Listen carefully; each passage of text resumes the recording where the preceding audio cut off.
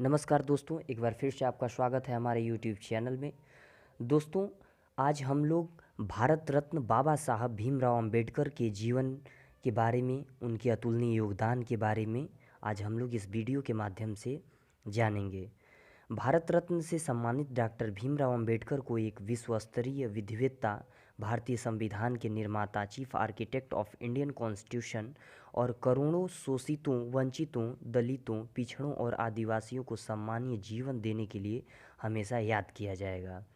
भीमराव अंबेडकर तीनों गोलमेज सम्मेलन में भाग लेने वाले एकमात्र गैर कांग्रेसी नेता थे। डॉक्टर भीमराव अंबेडकर का जन्म 14 अप्रैल 1891 को महू, मध्य प्रदेश के एक अस्पृश्य परिवार में हुआ था। एक सर्वे में कोलंबिया यूनिवर्सिटी ने डॉक्टर अंबेडकर को विश्व का नंबर 1 स्कॉलर भी घोषित किया। उन्हें भारत में दलित बौद्ध आंदोलन के पीछे होने का भी श्रेय दिया गया। इनका जन्म 14 अप्रैल 1891 को हुआ। इनका जन्म स्थान था महू, मध्य प्रदेश, अब डॉक्टर अंबेडकर नगर के नाम से जाना जाता है। इनकी मृत्यु 6 दिसंबर 1956 को हुई। इनकी समाधि स्थल चैत्य भूमि के नाम से जानी जाती है, जो कि मुंबई और महाराष्ट्र में है। इनका अन्य नाम बाबा साहब आम्बेडकर, जिन्हें प्यार से लोग इन्हें बाबा साहब आम्बेडकर कहते हैं। इनके पिता का नाम रामजी मालोजी सकपाल था। इनकी माता का नाम भीमाबाई था। इनकी पत्नी का नाम रमाबाई आम्बेडकर था और इनकी दूसरी पत्नी का नाम डॉक्टर सविता आम्बेडकर था। इनके पुत्र का नाम यशवंत भीमराव आम्बेडकर और पोता प्रकाश आम्बेडकर। इनकी शैक्षिक डिग्री की अगर बारे में बात किया जाए तो मुंबई विश्वविद्यालय से इन्होंने बीए, कोलंबिया विश्वविद्यालय से MA, PhD, LLD, London School of Economics MSc, DSc, Gray's Inn barrister at law इन्होंने किया।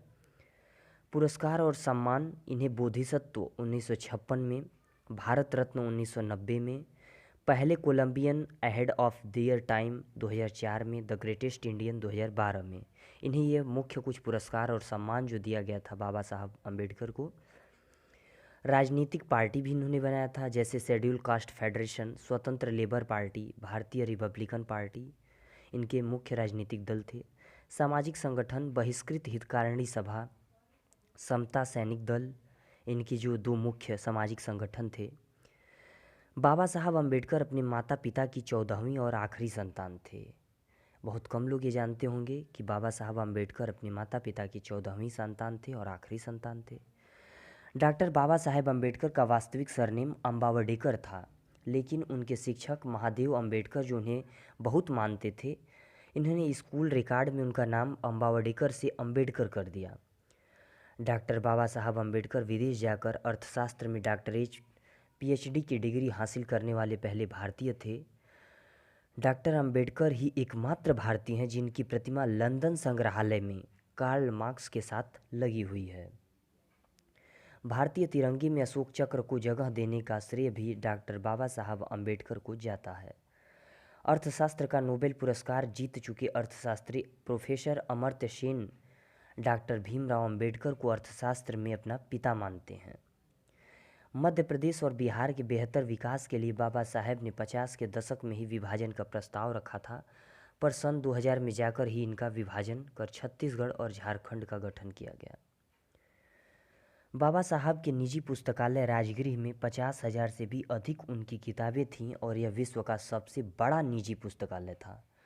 डॉक्टर बाबा साहब द्वारा लिखी गई पुस्तक waiting for a visa Columbia विश्वविद्यालय में टेक्स्ट बुक है।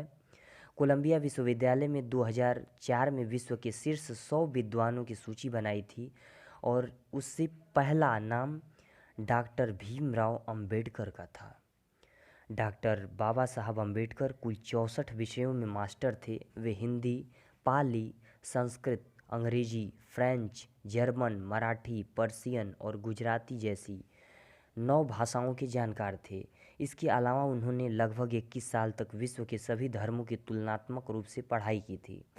बाबा साहब ने लंदन स्कूल ऑफ इकोनॉमिक्स में 8 वर्ष में समाप्त होने वाली पढ़ाई केवल 2 वर्ष 3 महीने में पूरी की थी।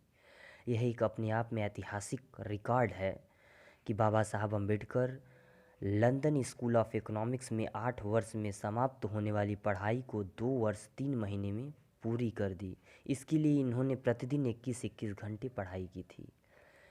बाबा साहब अम्बेडकर का अपनी 8,50,000 समर्थकों के साथ बौद्ध धर्म में दीक्षा लेना विश्व में ऐतिहासिक था, क्योंकि यह विश्व का सबसे बड़ा धर्मांतरण था। बाबा साहब को बौद्ध धर्म की दीक्षा देने वाले महान बौद्ध भिक्षु महंत वीर चंद्रमणि ने उन्हें इस युग का आधुनिक बुद्ध कहा था। लंदन स्कूल ऑफ इकोनॉमिक्स से डॉक्टर ऑल साइंस नामक अनमोल डॉक्टरेट पदवी प्राप्त करने वाले बाबा साहेब विश्व के पहले और एकमात्र महापुरुष हैं। कई बुद्धिमान छात्रों ने इसके लिए प्रयास किए, परंतु वे अब तक सफल नहीं हो सके हैं। विश्व में जिस नेता के ऊपर सबसे अधिक गाने और किताबें लिखी गई हैं वह डॉक्टर बाबा साहब अम्बेडकर हैं।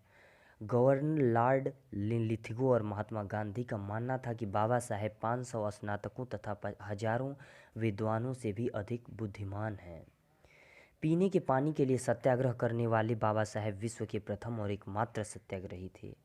यह बहुत भी मुख्य तथ्य है कि पीने के पानी के लिए सत्याग्रह करने वाले प्रथम व्यक्ति थे बाबा साहेब भीमराव अंबेडकर।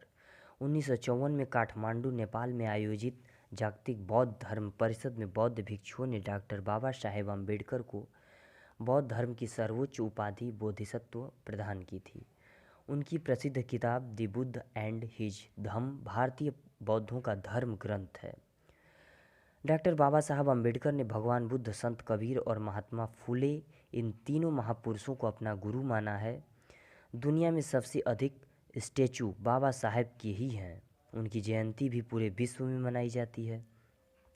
ऑक्सफोर्ड विश्वविद्यालय द्वारा किए गए the makers of the universe नामक जागतिक सर्वेक्षण के आधार पर पिछले 10,000 वर्षों के शीर्ष 100 मानवतावादी विश्व मानवों की सूची बनाई गई थी, जिसमें चौथा नाम डॉक्टर बाबा साहेब अम्बेडकर का था।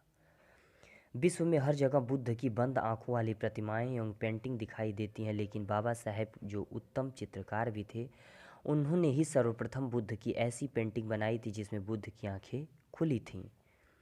बाबा साहेब का पहला स्टेचू उनके जीवित रहते हुए 1950 में बनवाया गया था और यह स्टेचू कोल्हापुर शहर में है। डॉक्टर भीमराव अंबेडकर के प्रसिद्ध कुछ कथन भी हैं, जिनमें पहला कथन इनका था कि हम सबसे पहले और अंत में भी भारतीय हैं। दूसरा कथन था शिक्षित बनो, संगठित रहो, संघर्ष करो। तीसरा कथन जीवन लंबा नहीं बल्कि बड़ा और महान होना चाहिए।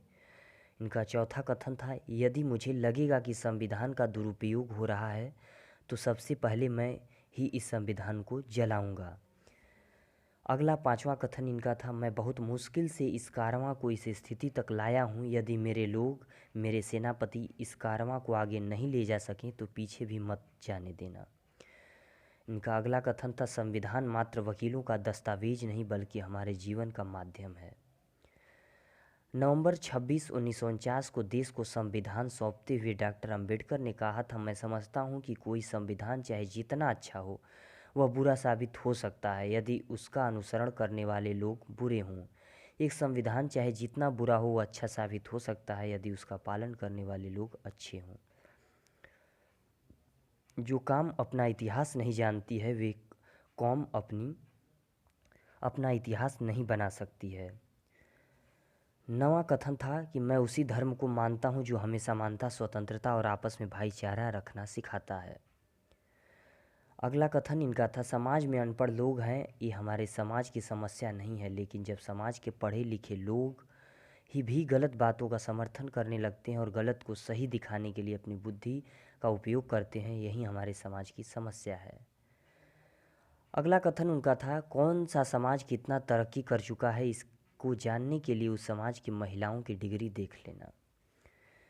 इनका 12वां कथन था शिक्षा वह शेरनी है जो इसका दूध पिएगा तो दहाड़ेगा जरूर। इनका 13वां कथन था हमारे संविधान में मत का अधिकार एक ऐसी ताकत है जो किसी भी ब्रह्मास्त्र से कहीं अधिक ताकत रखता है। इनका अगला कथन था ज्ञान व्यक्ति के जीवन जीने का आधार है।